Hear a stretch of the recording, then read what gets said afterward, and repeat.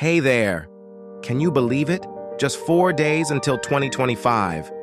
The clock is ticking, and as the new year approaches, it's the perfect time to hit pause, reflect, and ask yourself one critical question. Are you ready for the best version of you in 2025? Let's not make this another year of vague resolutions that fizzle out by February.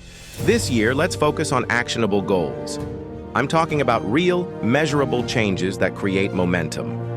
Here are 3 quick steps to start 2025 strong. First, reflect. Take 5 minutes today to write down your biggest win of 2024 and what you learned from your toughest challenge.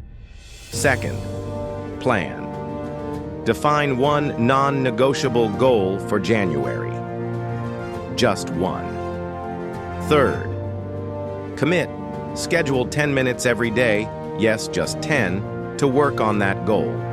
Tiny steps lead to big results. This isn't just about making resolutions, it's about designing your life with purpose. The best version of you isn't created in one leap, it's built daily through consistency and action.